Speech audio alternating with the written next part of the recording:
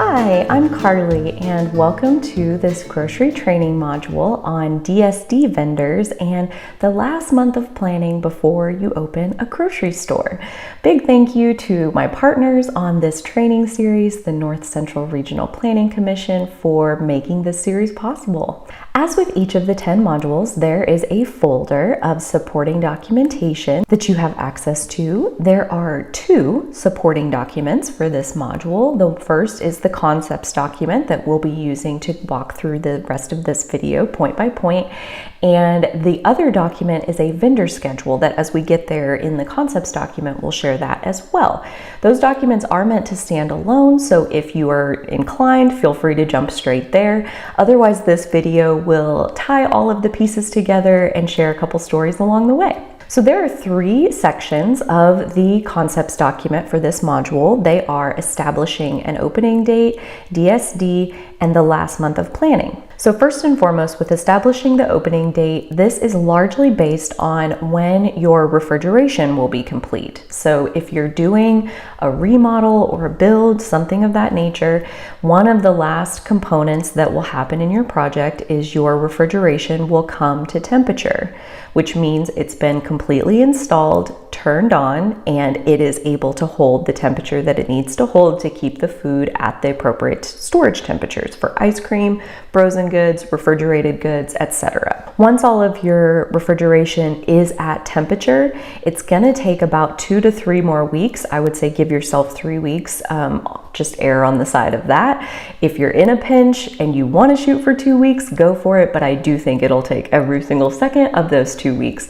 Once your refrigeration is at temperature, to finish all of the additional components, like basically loading all of the food in those areas and any other finishing touches that are left at that point. And then as far as being officially legal to open, that is based on your food safety inspection. So along those same lines, as soon as your refrigeration is to temperature, make sure and call and schedule your food safety inspection, since you should approximately know the date when they'll be able to come and inspect all of the various elements of food safety, which largely revolves around keeping your food at the right temperature.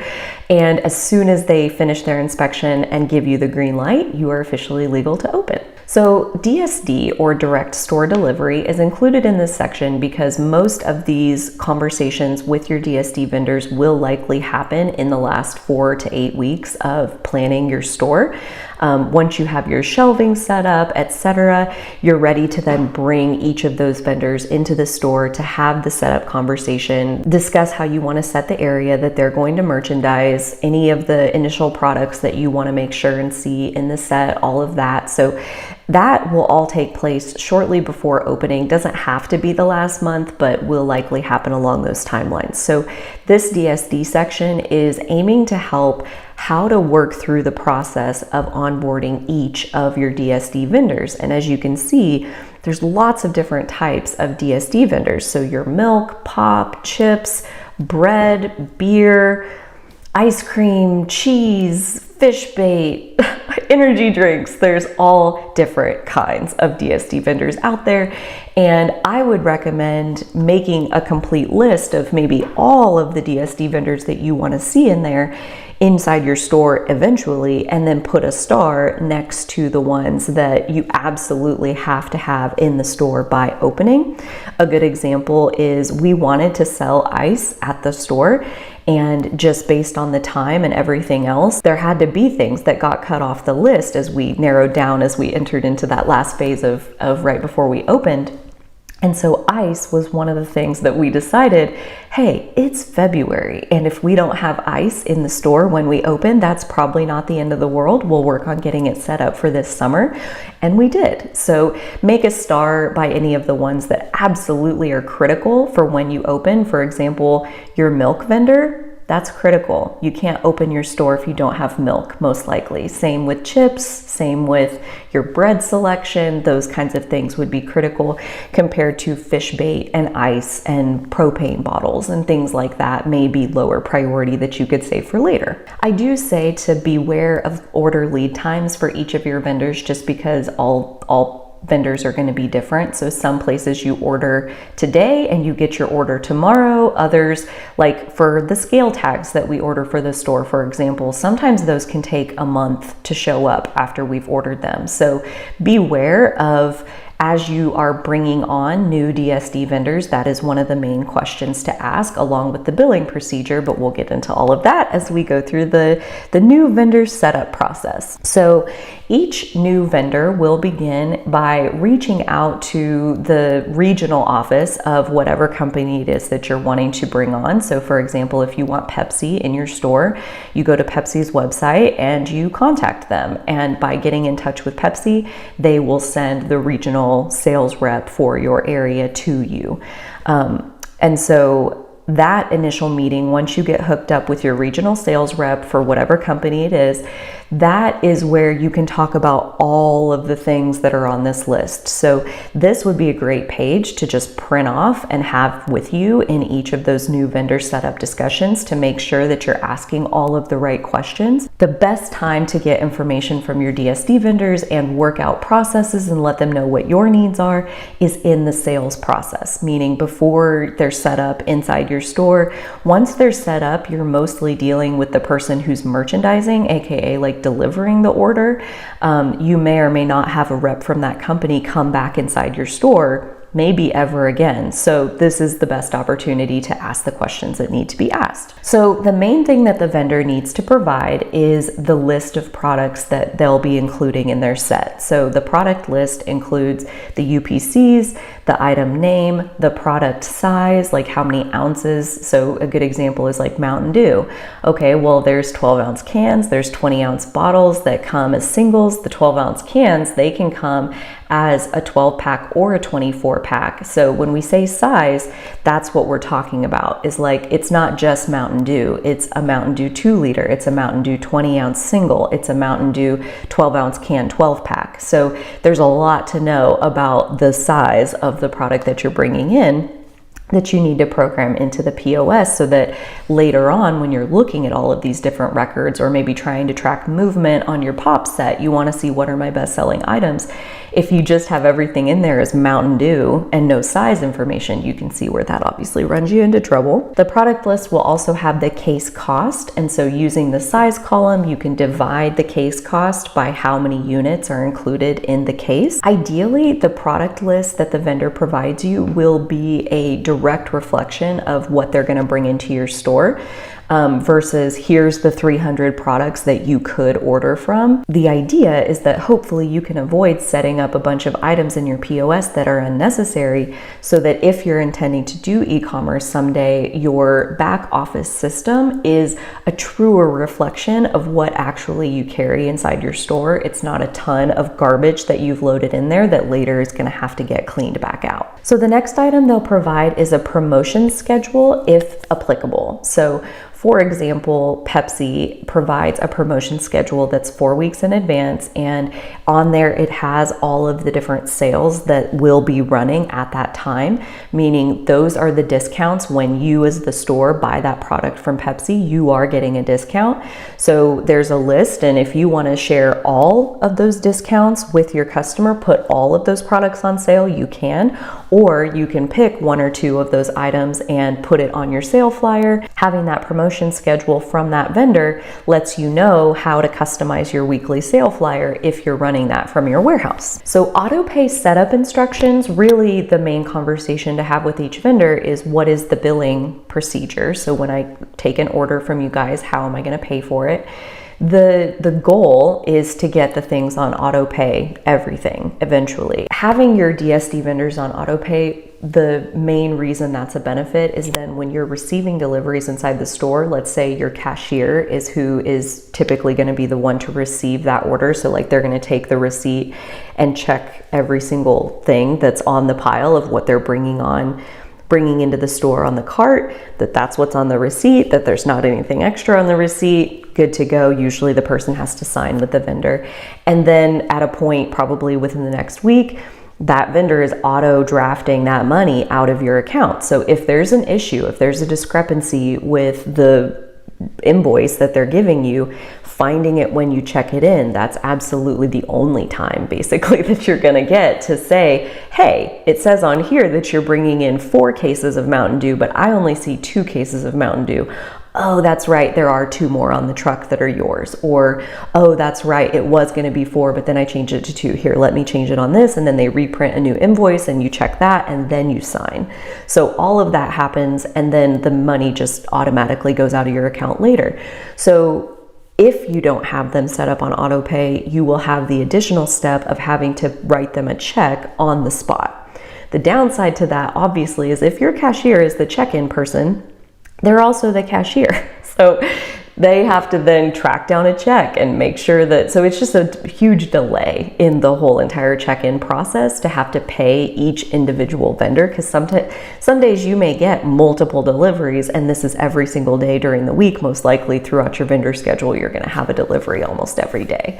So getting all of them set up on Autopay really does just make life easier. And next are price tags. So every once in a while you have a vendor who does provide the price tags, and usually they're very nice and have color printing and branding of some sort on their price tags. Little logos of the item that the price tag is for. One such example that I'm thinking of is Standard, is a beer and spirits company, and they provide really nice price tags. So obviously if they do provide the price tag, all you have to do is give them your prices or what you want the standard margin to be, and then they'll print off the price tags and usually hang them up for you. Most vendors don't provide price tags. So if you do have DSD vendors that don't provide the price tags, remember that'll be on you to create those price tags in your POS system, print them off, hang them up, all of that jazz, so that there are prices on those items. So that is something to make sure in the POS training that you receive. And this is covered in the technology module number 2, if you have watched that one already, but make sure in the POS training that you do receive instructions on how to create price tags, because you will have to do that for all of the DSD vendors who aren't providing their own. So the next 2 items are the order day and process and the receiving day and process. So the order day and process is all going to be assigned to you by your vendor, most likely. Each vendor has their own process. For example, our milk vendor, they have a sheet that you can use to fill out your milk order, and then you call their center and you tell them the item number and the quantity that you want to order. Next item, next item, next item, that's your whole order, and they deliver it 4 days later. So that's the process for the milk vendor. Our bread vendor, on the other hand, comes into our store multiple days a week, writes the order, and then is also the one who comes back and puts it away, delivering that order, rotating the product, taking out items that are outdated, all of that. So that's like full service DSD, where they're making the order, bringing the order, they're responsible for the credits. So if they over order on a particular item and you have a bunch of stuff dayed out, that's on them because you didn't order it. So they want to fill your shelves as much as possible. They're working on commission, mind you, usually. But they're also responsible for any outdated products. So it's really not in their best interest just to sell you a bunch of stuff that you don't need. Even so, when the vendor is doing the ordering themselves, most often we have a process in our store where there's a check or there's a conversation that happens before the vendor leaves. Like, can I see, what you've ordered or how much you're bringing in? Or it's something on the reverse, like, hey, my bread order or my Pepsi order, my chip order needs to stay under $200 each time, needs to stay under $1,000 each time, whatever it is, whatever your budget is. And just communicating the budget, and if it's not under that, then you need to take stuff off. And if you really think that I need more than that for whatever reason, then come talk to me and I may or may not approve you to order more than the budget that you've been given. So whatever process makes the most sense for you and your store and the vendors that you're working with, all of these are great things to have established and ironed out in that very first initial setup meeting. And then the receiving day and process is, again, mostly assigned by the vendor themselves. So if they are bringing the order and like the bread guy putting the order away, there's very little for you to do other than check it in. So before he puts it away, one of our employees, the bread department or the bread aisle is right in front of the meat department. So typically the meat person will come out, check in the bread order, which means go through the invoice and make sure that everything he's bringing in and taking out matches the debits and the credits on the invoice that will auto pay the next week. So then he's doing that for you. Unlike our milk order, for example, they basically drop it off and we check it in, and they help us put it in our dairy cooler, but then it's completely up to us to put it away as it needs to be put out for sale. So again, just good information to have, because if you need somebody to be there to check off the invoice, that's a very different animal than you need somebody who is able to check off the invoice and put it away.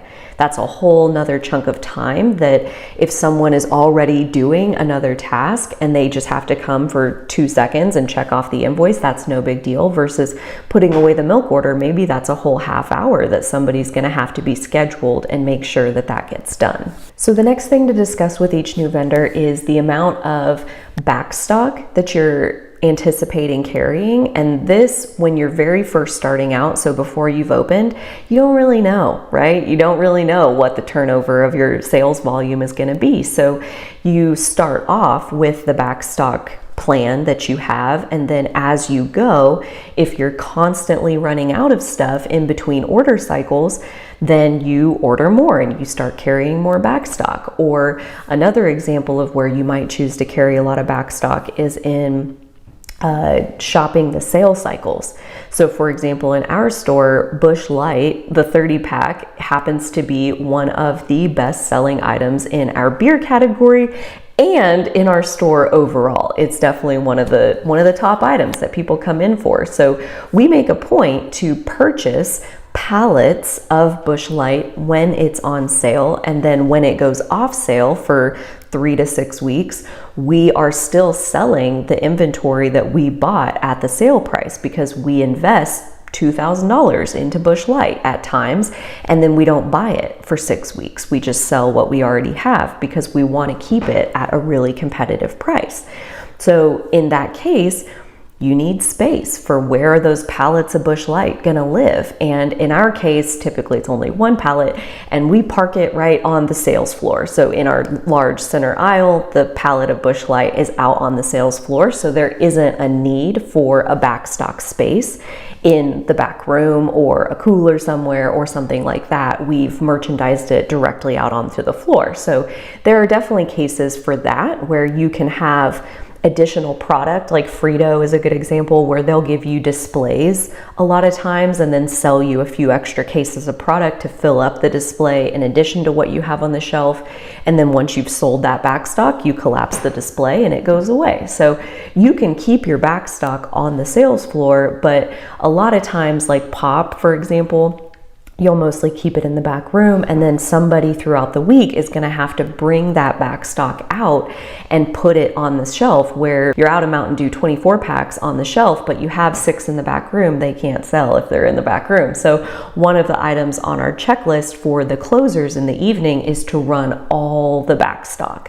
So they go bring out all the chips that are back there, all the Pop that's back there. They refill the back of the milk, they refill the eggs, they refill the produce, they refill the grab-and-go beverages. They do all the backstock. So, having more or less backstock space, it really just depends on what do you need. And you need backstock to cover running out on the shelf in between deliveries. So if you're getting a Dr. Pepper order every single week and you always have Dr. Pepper on the shelf, you don't need any Dr. Pepper backstock space because the shelf holds everything that you're able to sell. Vice versa, if you are regularly empty on the shelf in between deliveries, like every single time the guy comes to write your order, it's empty, you need backstock. So you need backstock space, or you need space in your center aisle or on an end cap or something to hold more than what the original shelf is able to hold. So I touched on this just a little bit, and it really does depend on the vendor, but how do they handle credits? So if something expires, do they take it back and refund you your money, or is that your responsibility? And again, this is really good to know because it impacts your backstock strategy at that point. If you're 100% responsible for every single outdated item that you end up with from that vendor, I would say naturally carry less backstock, because if you get stuck with it, you're stuck with it. You're just out. Versus the bread example that I gave, where if that pack of buns goes out of date, he takes it back because he ordered it. So at that point, I tell the bread guy, put whatever backstock in here that you think we need, and we'll put it out every night as best we can. And that's really up to him, because he's responsible for the credits. So if he doesn't leave us any backstock, okay. And if he does, okay, because that's really not on us either way. You can also ask each vendor if they have signage that they would like to display in your store. Usually they'll ask you this. They usually don't leave without remembering this point. Sometimes they'll even have like a cooler or something, like a Coca-Cola cooler for like grab-and-go beverages or something like that they may offer you. That usually stuff like that is free. They give it to you because they want that cooler to exist in your store for advertising for themselves. And really, this is up to you. You don't have to hang a single DSD vendor's sign in your store, in front of your store, any of that. So take them up on whatever offer you want. Also, for the DSD vendors that you're meeting with before you open your store, I would also ask each and every one of them if they have anything that they would like to donate to your grand opening giveaways, because again, that's advertising for them, and every single one of our vendors gave us stuff to give away as part of our grand opening prizes. So we did all kinds of raffle drawings and all kinds of things, and gave away hats and gift cards and all kinds of merch that people had donated because they wanted to be part of the grocery store's grand opening, knowing that everyone's going to come and want to see inside the grocery store as soon as it opens. So there would be lots of eyeballs on the grand opening, and it makes sense for people to want to donate prizes for free for you to give away. But if you don't ask, most of them probably won't give it to you. So no shame in asking. If the answer is no, the answer is no. No big deal. So that concludes the new vendor setup process as far as that initial meeting that you're going to have with the vendor. So once you receive the information that they need to provide, that product list and promotion schedule, then you can set up all of their items in your POS. And that piece just needs to happen before you open for business. So chances are right at the end, you're going to have a stack of product lists that you need to enter, generate price tags for, hang up the price tags, scan and check a few of the items that you entered and make sure that they truly do scan and are ringing up correctly.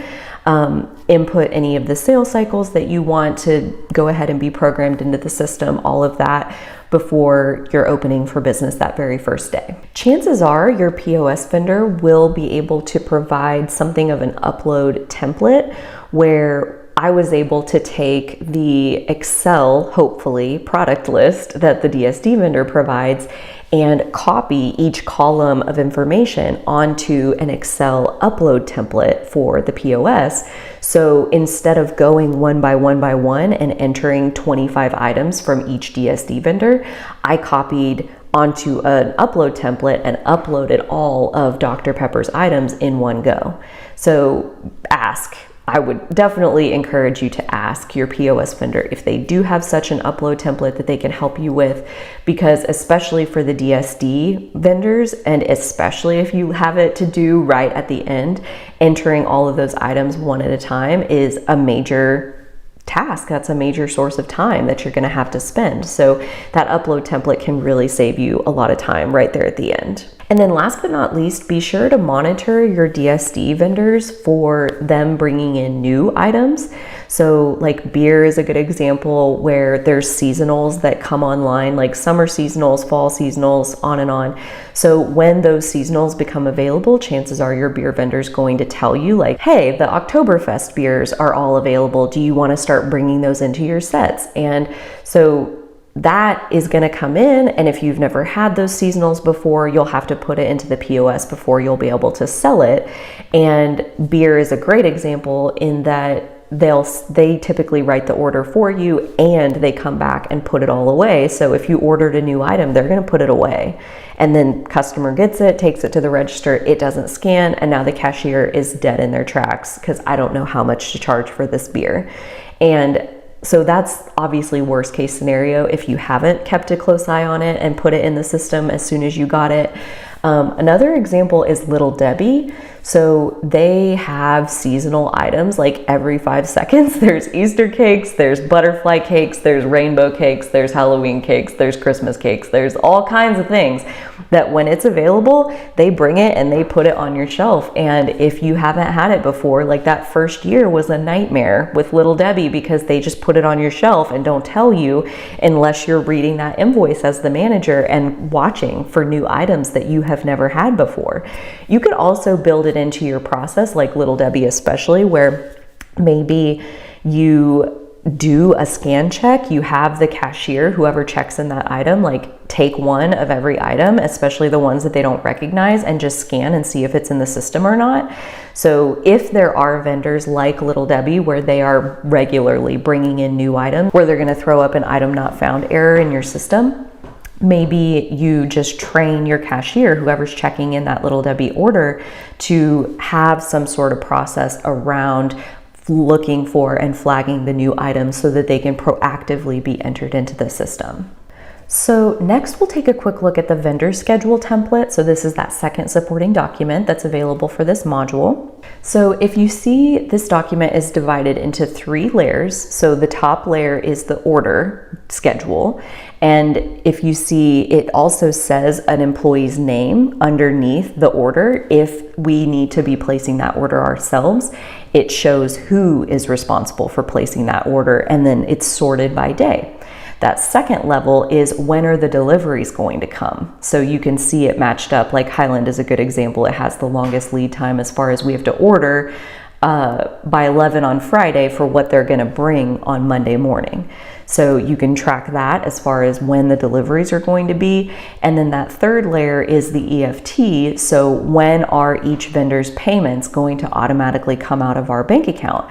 And all of that is basically like you just take this empty template, and then as you have those initial conversations with each of your vendors, you can fill in, what day am I going to order? Is that you? Is that me? What day are you going to deliver? When are we doing the EFT? How can I get set up on Autopay? So you just fill in this schedule as needed as you meet with each of your DSD vendors. And then the super nice piece of this, so this is an extreme example, but where this kind of document can come in extremely handy.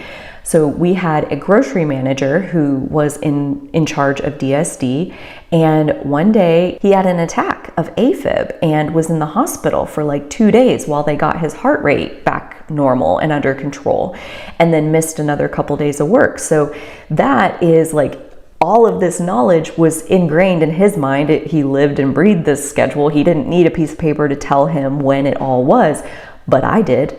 While I immediately and with no preparation had to step in and begin covering his work, which was to place the orders, receive the orders, all of that. And I didn't know when they were because it wasn't my piece of the puzzle. So I'm able to take this document and know, like, okay, well, today's Friday and it says here Jeff has to submit a milk order on Friday. So I guess I need to go get his clipboard and see how I order milk. And so I'd done it before. So I got that done. And so this schedule, it's not necessarily for the person who is in charge of it all the time. It's for if they ever need to be covered or backed up, or if they take a vacation, you know, any of those kinds of crazy concepts. And last but not least, on the DSD part, I wanted to very clearly outline what we use as our DSD check-in process, so that when you are training employees who need to be trained on the DSD check-in process, they all have the same steps and are using the same steps to make sure that any of the DSD orders that are coming in are accurate according to what's on that invoice. Again, because those are going to all end up on Autopay and that money is automatically going to come out. So we need to make sure that the frontline employee is trained on how to flag any issues with that process. They are essentially the ones signing the check, so to speak. So checking in an order begins by the vendor handing you the invoice of what is the record or the list of everything that's coming in. Typically there's another section down at the bottom if there's any credits that they're taking out. And then it's a matter of line by line checking the quantities, physically looking and seeing, okay, yes, you're bringing in 8 bags of Doritos, you're bringing in 6 bags of the Cool Ranch Doritos, you're bringing in 4 bags of the party size Lay's and 6 bags of the regular size Lay's. You are looking line by line by line and counting how many of each thing are they bringing in, and is it the same on the invoice as it is on the pile of product that they're bringing into your store. And like we said, as much as possible, if the cashier can flag any new items, either by scanning it real quick, or they know for certain that we've never had that item before. If they're your regular cashier, they probably know they can spot a new Little Debbie cake, for example. But have them flag those items and immediately give that to a manager or whoever can enter that into the POS for them. Okay, and that brings us to the last month of planning, and these are really in no particular order, mostly meant to be somewhat of a checklist to mark them off as you have them done, and all of these things are most likely things that are going to be last minute little things to make sure that you do have in place before the doors officially open. So like we said at the beginning, you're going to know when your opening date is based on when your refrigeration is complete and at temperatures. So as soon as that's the case, be sure to call and schedule your food safety inspection. The warehouse data feed is something that will have to be set up before you open, hopefully. That will assure that you have your data in your POS as up to date as possible based on whatever data your warehouse is sending you.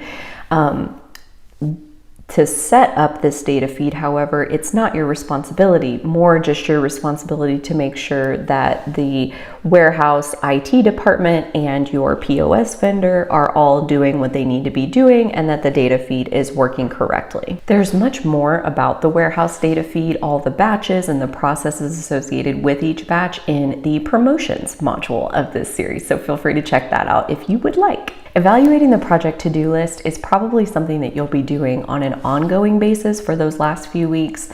As you get closer and closer and closer, there will be things that emerge as this is critical, has to happen before we open, or this maybe is less critical and it would be okay if it happened after we opened. And that way you have as concise a timeline as you possibly can to getting the doors open, aka starting a cash flow into the business. And then there will be time after the fact for any of those last details and items that you may want to set up after you're opened. Grocery carts and baskets, this may need more lead time than just that last month, but having them in place in that last month is part of it. I also wanted to provide a link to a couple different ideas for where and how to source used grocery carts or refurbished carts and baskets. Just to save yourself some money on the project budget. The employee training schedule, in this section, I point you back to Module 5 and one of the supporting documents in that section that is the opening training matrix. So the goal with this is to see how are all of the different trainings for all of the different employees that need to be trained, how's all that going to come together? Who's doing what? When is it all happening? So if you look at that matrix, it's sorted by day, but also shows that within each day, there's bakery deli training, there's meat department training, there's high school kid training, there's all different kinds of trainings that are being woven together to make sure that every single employee on your list has the specific curated trainings that they need. So whatever clock in, clock out system that you're using, be sure that that is set up and that you are trained on not only how employees are going to use that system, but also how you're going to pull data out of that system if it is some kind of an electronic. Like if you're using your POS for clocking in and out, be sure you know how to pull the report and make sure that the first day that you start using that it is absolutely recording those times somewhere and that you're not thinking that you're capturing employee data and you're not. So that is just one of those things that if you are using an electronic system, be sure that you're testing it rather than just relying on it at face value. Obviously, if you're using something a little bit more manual, where they're actually punching in on a time card or something like that, it's a little bit easier to see right away that that's working and recording their time. It's also good to know as soon as you start having employees using the clock in, clock out system, who is going to be the QA/QC person for checking that the hours on the report that you pull at the end are actually correct. So that may look like, hey, this person, it says that they were clocked in for 22 hours. Is that right? Like, who's catching this and making sure that obviously that's incorrect, but you're not going to just pull the report and send it to the payroll specialist, because the payroll specialist, it's not their job to check and make sure that your hours are correct. So at that point you see, oh, hey, they were clocked in for 22 hours on this shift. I need to go back and I need to update the time that we had, or check with the employee, double check their time with their manager, whatever you need to do to fix that, and then re-pull the report, and that finalized version is what gets sent off to the payroll specialist. So this is a kind of a complicated question of when to start your staff. So especially where you really only have a firm opening date those last 2 to 3 weeks, chances are you've hired your staff before that. So when you hire them, this was how I handled it as far as communicating with them, the people that I hired in like December, January, and then we didn't open until the end of February. So in that hiring conversation, you're wanting to make sure that the person knows that that's the case, that we won't know what the firm date is until a couple weeks in advance. And at that point, this is how we will communicate with you. Either I will call you or we'll send you an email that has your training schedule in it, and we'll let you know your schedule at that time. So when you hire them, having that conversation about flexibility, going ahead and collecting any of the time off requests that they have for those couple months. And then if it does go beyond that, like let's say you think you're going to open within the next month or two, and now it looks like it's actually going to be 3 months, easy enough to just email your people and tell them, hey, here's what happened, and it's going to be at least another month before opening. Go ahead and send me any of your time off requests for next month. And if that creates a problem on your end, let me know. And thank you so much for your patience, because that's the best we can do. It's also really helpful to email out the new hire paperwork packet so that they can print it off and fill it out and bring it with them on the first day. Again, to just streamline that process as much as possible. Hopefully everybody's paperwork is kind of along the same timeline versus everybody turning it in all at different times. So these next couple recommendations, obviously take them with a grain of salt and adjust them to your specific circumstances. But in my experience, having your full-time core employees start at least a couple weeks in advance of opening is super helpful. One, you need a lot of hands on deck to put the food away in the store those last couple weeks as you receive it. And two, that gets them inside that environment and gives them plenty of opportunities to get a lay of the land, have their feet wet, they are fully trained on the cash register, they know their way around the store, they know where the backstock space is, they get familiar with the space before the doors ever open. And the goal is to have as many people as solid as they can be for when those first few days of business happen, because there will be tons of questions from customers, from employees, from all different directions coming in. And the more people you have that are rooted and grounded in the space, and familiar with what's going on, that's just that many more people who can answer the questions. Otherwise, the one person who's put it all together will be on the hook for answering the thousands of questions that those first few days of being open are bound to bring. And then on the flip side of that, I would say your part-time employees, or like your high school employees, if they came in for a training session a few days to a week before you opened, I would think that that would be sufficient, where most of those employees are doing things like bagging groceries or doing the closing checklist where they refill the milk and vacuum the rugs and that kind of thing. So I think that training is obviously a lot more straightforward, and that there's not as much resting on their shoulders as far as being responsible for answering questions from the public. So having them start just a little bit ahead of time should be plenty of time. And then I'd say about a week before your grand opening date, you send out a schedule for at least a week, if not 2 weeks, just if nothing else, to have it off your plate that you don't have to do another schedule that first week. So you send out that 2-week schedule and ask right then for any time off requests for that next schedule. There's more about scheduling in that human resources module, so check that out if you want more on that, because I offer a couple different ways where you can either make the schedule yourself or have them self-schedule.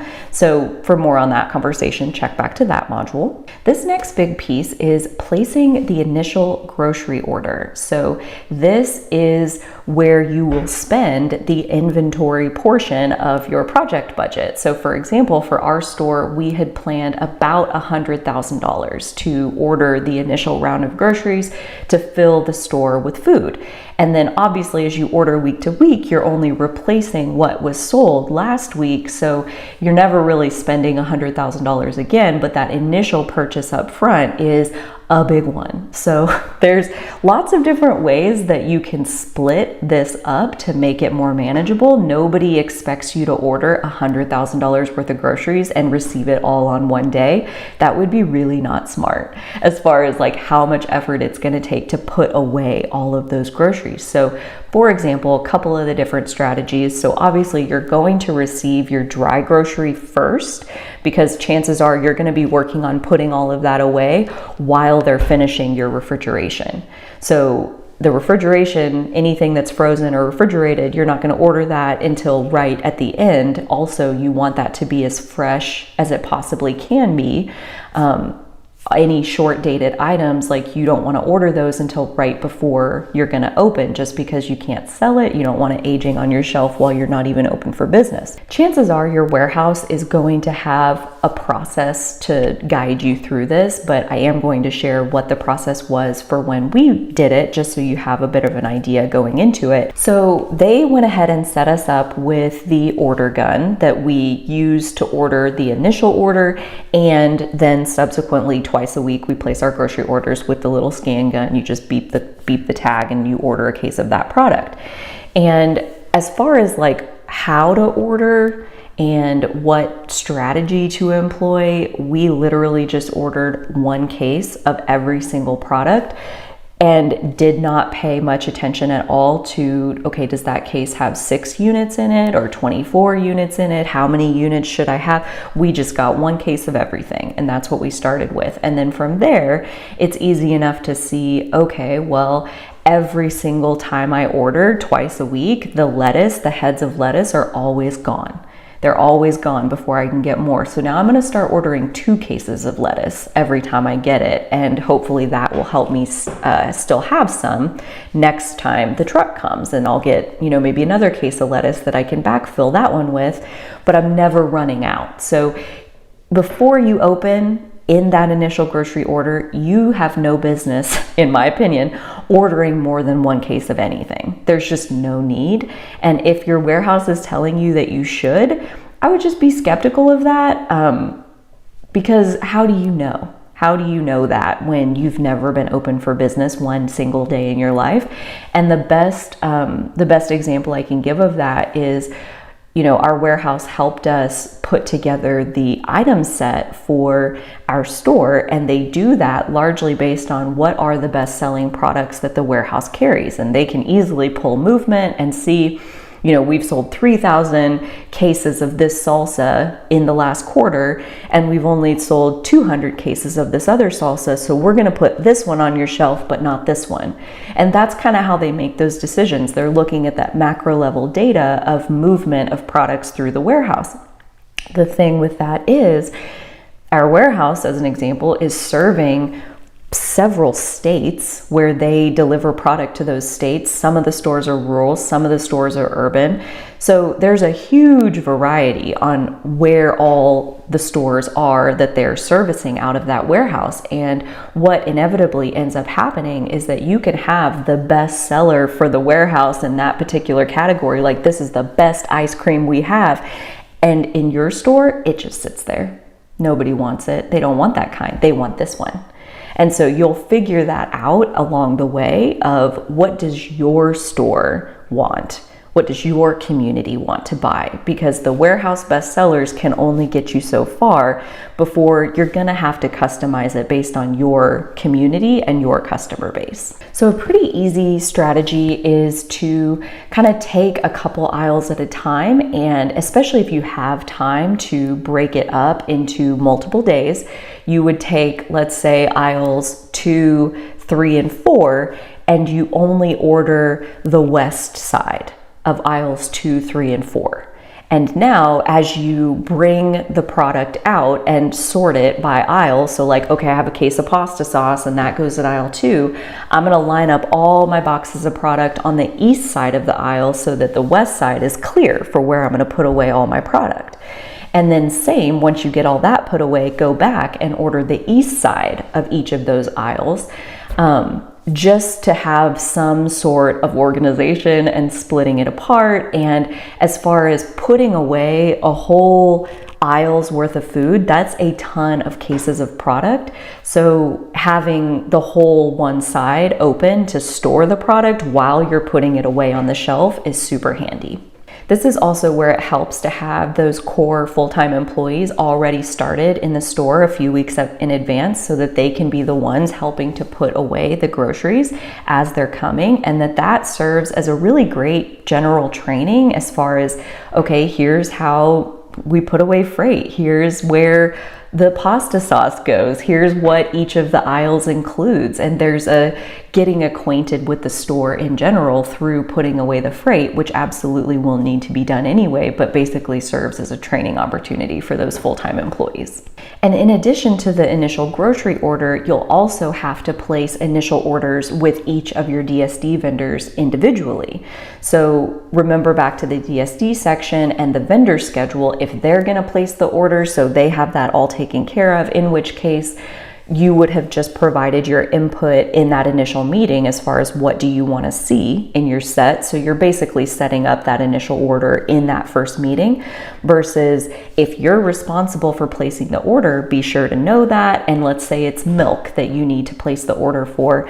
Again, okay, so in that example, we get a milk truck on Mondays and Thursdays. So if I want to open on a Wednesday, then I need to get my milk on that Monday. And that means that I have to order it Friday by 11. So, and I've never done a milk order before, so I'm going to put it together on Thursday so that I can make sure and submit it. So just make sure that you know and have figured into your schedule all of the different orders that you are responsible for, and maybe even have on your radar the ones that your vendor is responsible for, and know for sure what day they're supposed to bring it.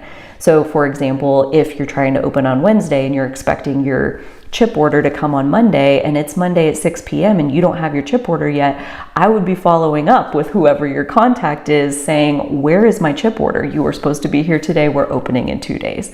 So track them down. So all of that to have on your radar to make sure that when you hit your deadline of when your grand opening is going to be, all the food that you've planned to be there is there. So one of the responsibilities to have lined out as far as freight and inventory goes in general is who is responsible for taking care of credit requests. So for example, with our warehouse, if you have a case of tomato sauce that is broken and busted and you want to submit a credit request for that.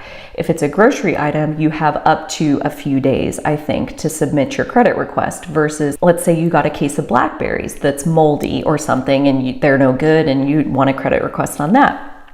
Produce credit requests have to be submitted the day the order is received. So there is some different policies and procedures as far as when and how credits are going to be requested, along with monitoring the meat and produce invoices and watching the case costs of each of these items, so that if there is a drastic fluctuation in one of these items, you can update the cost and the retail price probably in the POS system, so that, for example, if you're selling your strawberries for $2.99 a pack, and then all of a sudden the cost jumps up to $3.05 per pack, you're losing money on every single pack of strawberries until you raise the price.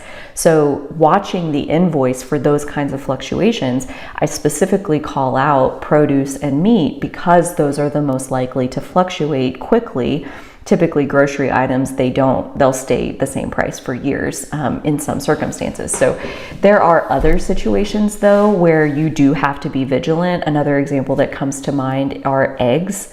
When we go through Easter, eggs can triple, quadruple, quintuple in price. So you can have the, best choice basic 12-pack of eggs go from $1 to like $5. And again, if you're not on top of those kinds of cost changes, you are losing money every time you're selling groceries, and obviously that's moving in the wrong direction. Next, make sure that in that last month of planning that you've received all of your signage from OSHA, from the state, all of those types of organizations, your food safety license. There's lots of different signages that you are supposed to post around your store, and that when you have your food safety inspection, that they'll check for hand washing signs and those kinds of things. So I provided a list of things that most likely you'll need to post, and depending on exactly what's going on in your store, there may be others. So beware of any of those signages that need to be hung up. That's a super easy one to delegate to one of your project team and give them a list of all the signages and a stack of things and have them go hang it up. So super easy piece to delegate. Also be mindful of any of the expiration dates. So for example, our beer license is good for 1 calendar year, and on January 1st of the new year, we need a new license in the store hung up and posted for us to be able to sell beer. And if you don't have that, then technically you're in violation and could risk losing your license altogether. So be mindful of any of the expiration periods of those licenses and have it be either the store manager or somebody whose job it is to keep an eye on, do we have the renewal certificate that we need to continue as business as usual. So all the interior signage is things like the department signs, so the sign that says produce or meat market or whatever, the aisle signs that has aisle 1, salad dressing, canned vegetables, all of those kinds of things. The open sign, the hours sign, again, these are just ideas of things that likely you will need to make sure are hung up just as a checklist. And there may be others for your store individually. And whenever you get approved for SNAP and WIC, those signages will come once you are an approved SNAP vendor. They'll issue your SNAP signs, and then same with WIC. So once you get those, be sure to hang those up as well. I also did like a whole social media campaign around, hey, we're a SNAP vendor now. Hey, we're a WIC vendor now. So like you can come and use those benefits at our store. So spreading the word that you can now use those benefits to shop at that grocery store, just helping people build awareness that now they at least have the option. If they were strictly shopping where they could use those benefits, they previously hadn't been coming to our store. So I wanted to make sure that they now knew that they had an option. Testing all your POS lanes is something that your POS vendor will likely walk you through. But again, just so you have an idea going into it, you basically will test every single lane in your store and test every single payment method that lane is set up to accept. So if it'll accept debit cards, credit cards, checks, cash, gift cards, on and on and on, you need to check every single one of those tenders. And that's easy enough to do with like an open department ring.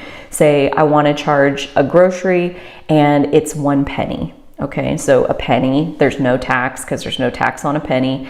And then you use your actual credit card and pay that penny to the store.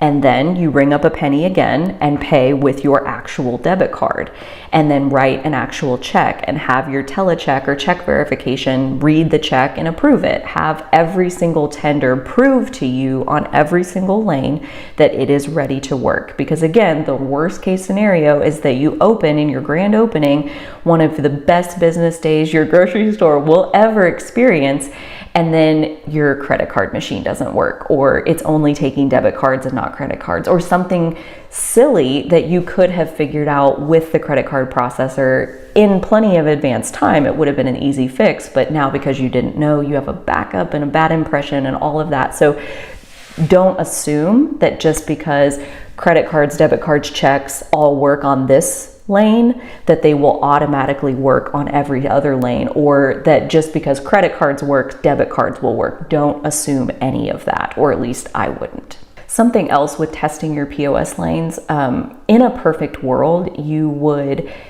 basically check every single item in your store, scan it and see if it's in there. And when you have 10,000 items in your store, that's just really not that realistic. Maybe you do that a little bit with testing your produce items, since those typically get entered manually. And so doing some spot checks, that's definitely a good idea.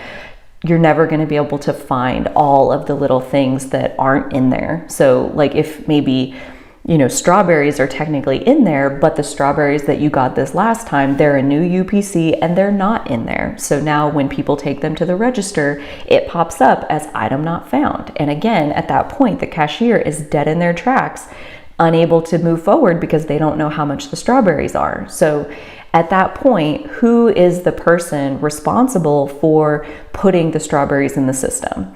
Because I would say at least on day one, you need one person whose dedicated job it is all day long to just babysit the registers and fix any of the problems that may arise. And our POS vendor was cool enough to bring a laptop that was remoted into our POS server, which happened to be all the way upstairs. So like running back and forth between the registers and all the way upstairs to the office and then back, that was a nightmare. So he brought his laptop so we could have our POS back office server right next to the registers. And I was there for basically the whole first day fixing the issues of what was not working, so that hopefully the next customer who brought strawberries, we just beeped it and they were on their way. So trying to mitigate the first impression in real time. Obviously, the best case scenario is that everything is perfect and that nothing ever breaks. But I would say best case scenario, have somebody whose job it is to fix all of those things, and they don't even have to fix it because it all works, and they just get to spend time chatting up your customers and enjoying the day. So, that would be wonderful if there was nothing broken. Scale tag items, so anything that is coming in without a price barcode on it, where you are expected to tag it inside your store. All of those products have to be tagged. So for example, we get ground beef from a local meat locker, and they come in little 1 pound frozen squares, and they come just in a plain package. They don't have anything on there aside from the meat locker's food safety label. So as far as the price and the weight and all of that, there's no information like that on there until we put it on our scale, print a tag, and put it on the 1 pound package of ground beef. So that is a type of product where we have maybe 200 of those products. So all of those products had to be scale tagged, and then same as we pull Backstock out of the back cooler, back freezer, and put it out for sale, each of those individual items has to be tagged each time. So again, right before you open, so just in those few days before you open is really the ideal time to tag all of that stuff, just because chances are there's going to be an expiration date on there, and you want that to be as fresh as it possibly can be. And just in the spirit of all of this double checking that will be happening in the last few weeks, take some of those sale tags to the front. Before you tag everything, I would print a few different scale tags for a few different PLUs and take them to the front and scan them at the register and make sure that they scan before you tag 4,000 pieces of inventory and then find out that none of it worked and have to go back and redo it. So that's obviously not cool. Refrigeration temperature monitoring. So once the refrigeration is at temperature, we begin having to monitor the temperature and make sure that it stays there. So if you remember back to the refrigeration and food safety module, we talked in depth about a system called Einstein, which is just one example of a refrigeration temperature monitoring system. And if you have Einstein or a system like that, then this bullet point would mostly be, is the system up and running? Do you have access to a list of your temperatures in real time? Is the system hooked up to the alarm code? And is the alarm company set and ready to flag any temperature abnormalities to you? Is all of that built? And if you don't have a temperature monitoring system in place, then your system is a clipboard and a piece of paper that somebody's going to need to fill out at least once, if not 2, 3, 4, 5 times a day, to again make sure that your temperatures are holding steady and that you don't ever run into a situation where you have to trash a bunch of inventory because it wasn't held at the proper temperature. Also, before your refrigeration contractor is done on the job, one of the final pieces that they'll do, and if they don't, ask them, is to teach you what maintenance is required on your part. So for example, our refrigeration contractor has us go around once a month and we hose off the compressors, like just take a hose, hook it up and hose off the compressors to clean off those fans. And then we also take filters out of certain things and again, either replace them or hose them off. So once a month, we are providing this maintenance for ourselves to keep the refrigeration equipment running at its optimum level. And hopefully that minimizes the amount of service calls that we have to pay for the refrigeration contractor to come back out and work on our equipment. So you can do a lot to help your stuff stay running as good as it can be, and then also iron out the details with them of if we do have an alarm. So for example, if you have a case go down or a compressor go down and now there's a set of freezer doors that is 40 degrees, that's obviously not good. So all that that's going to do is trip the alarm. The alarm company is going to call you as the store manager, most likely, and then you have whatever process you and your refrigeration contractor work out. So for example, with ours, he has us go to the store and we investigate. So for example, is the freezer, the bakery freezer, is it too warm in there because somebody left the door open? It accidentally got propped open. There's no reason for him to come. There's no service call needed. All we got to do is close the door and we're good to go. Or is a compressor actually off when it shouldn't be? Is there something truly going on that needs mechanical intervention? So we go to the store first, scope out the situation. If it isn't anything extremely obvious that we can fix, we call him regardless of the time of day. So even if it's in the overnight hours, I've called him at 2 a.m. before because I'm at the store, this is not the right temperature and there is nothing apparent that I can see. He gets out of bed and he comes and he fixes it right then so that we don't lose product.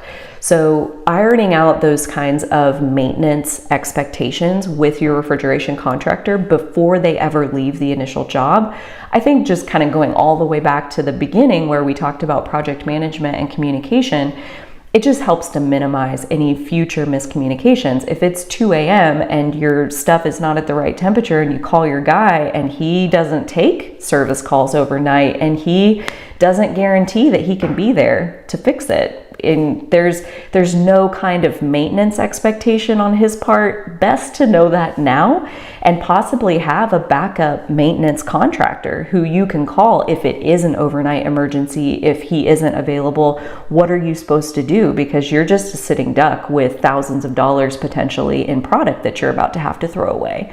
So again, having all of that lined out first before you ever have an issue just helps things to go smoother in the long run. Shortly before you open, so within the day or two before, you'll get your cash drawers ready. So you need the starting cash for however many cash registers you have. Plus, if you're balancing by the day, that means like I'm going to put in one set of starting cash and we're all going to use this same cash register throughout the day. There's not going to be any tracking, then I only need one set of cash. If there's going to be like a daytime cashier and then an evening cashier, and the daytime cashier is going to take their drawer and go balance it themselves, and the evening cashier is going to put in a new drawer and then they have to balance their drawer themselves, then obviously you need two sets of cash for that plan. So there's more about this back in the financial module. So check that out for more on what works best for you as far as setting all of that up in your strategy. But however many cash registers and however many sets of starting cash you need, withdraw that from the bank, have it easily ready, like organized into bags per register, per day, etc., so that all of that is there and ready to load in the morning that you're ready to open. The only other pieces that you need other than the cash and change are receipt paper. So we order this from our warehouse. It's something that they are able to sell to us, and sacks. So either plastic sacks, paper grocery bags, whatever you're wanting to offer, making sure that basically your checkout lanes are equipped with a cash register, the sacks, and the receipt paper. Bam, cash registers, good to go. The soft opening concept is really up to you as far as if that's something that you want to do or not.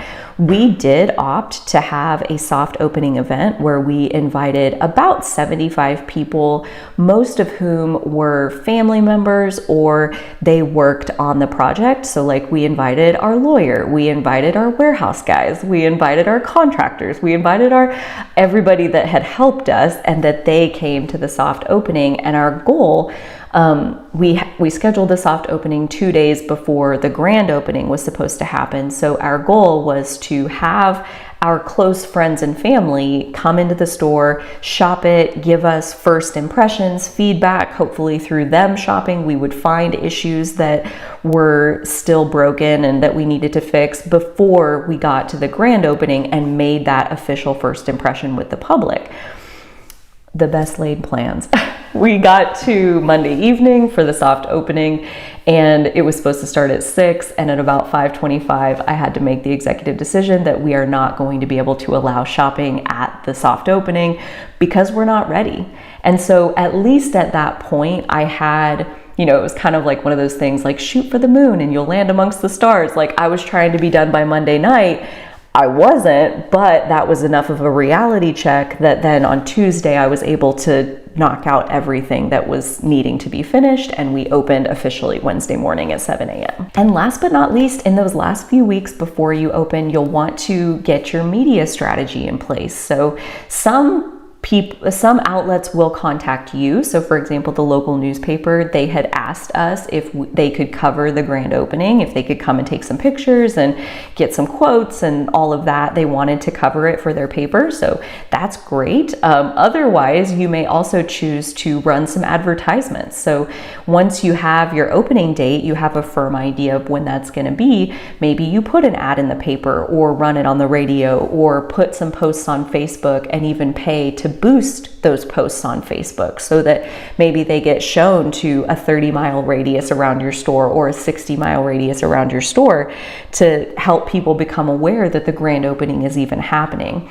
That was probably one of the most interesting things. We're in a very small town environment, and even now there are still people who come in, have lived in the area their whole, this whole last time that the store has been open, and still will come in for the first time saying, wow, I didn't even know you guys were here.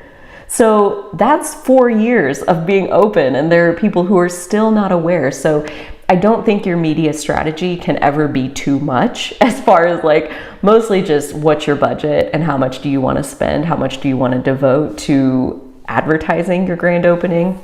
You can do a lot through social media and even do something like one of those giveaways where you need them to share the post, like the post, comment on the post, or tag a friend on the post, where you require them to do all of those steps. And then you're going to give away a $50 gift card to your store on grand opening day or something like that. And so even that, you spent $50 on the gift card. Technically you spent cost of goods sold on whatever your margin is in your store. So not probably $50. And you got tons of exposure from people sharing that post and commenting and driving it through the algorithm on the social media platform. So that brings us to the end of another module. I hope you found this helpful, and the supporting documents are there for you to download and edit and use however you need to.